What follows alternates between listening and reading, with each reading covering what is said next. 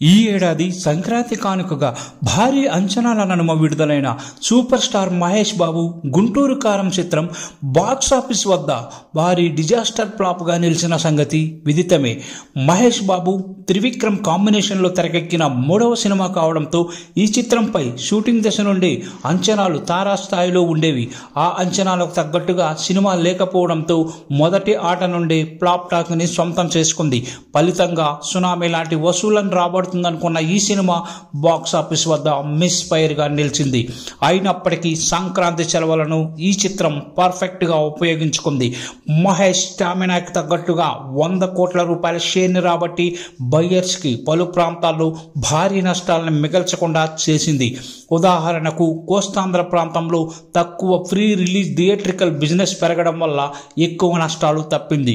ఈ ప్రాంతంలో పర్వాలేదు అని అనిపించే విధంగా ఆడింది. కానీ నైజాం, సీడెడ్, ఓవర్సీస్, కర్ణాటక, తమిళనాడు వంటి ప్రాంతాల్లో మాత్రం బయ్యర్స్కి కొంచెం నష్టాలనే మిగిల్చింది. కానీ ఈ సినిమాకి ఓటీటీ మరియు టీవీ టెలికాస్ట్లో మాత్రం అద్భుతమైన రెస్పాన్స్ వచ్చింది. మనోళ్లకు అసలు ఏమైంది, ఇంత మంచి సినిమాని అసలు ఎలా ఫ్లాప్ చేశారంటూ సోషల్ మీడియాలో కామెంట్స్ కూడా వినిపించాయి. అయితే ఇప్పుడు ఈ చిత్రాన్ని న్యూ ఇయర్ సందర్భంగా మరోసారి 2 తెలుగు రాష్ట్రాల్లో గ్రాండ్గా రిలీజ్ చేయబోతున్నారు. దీనికి సంబంధించిన అధికారిక ప్రకటన కూడా వెలువడింది.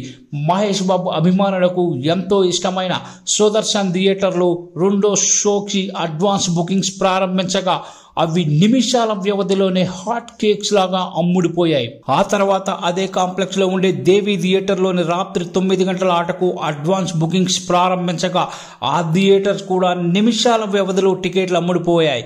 ఇప్పుడు సంధ్య 35mm థియేటర్లో కూడా అడ్వాన్స్ బుకింగ్స్ మొదలు పెట్టారు.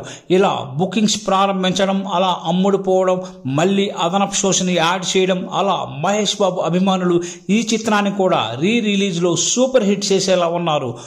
ఈ ఊపు చూస్తుంటే మరో 3 ఏళ్ల వరకు మహేష్ బాబు వెండితెర మీద కనిపించడు. కాబట్టి అభిమానులు తమ హీరోని వెండితెరపై మళ్ళీ చూసే ఏ చిన్న అవకాశం వచ్చినా వదులుకోవడం లేదు. వాస్తవానికి ముందుగా అతిథి చిత్రాన్ని రిలీజ్ చేద్దాం అనుకున్నారు. కానీ అది కుదరకపోవడంతో గుంటూరు కారం చిత్రాన్ని రిలీజ్ చేస్తున్నారు.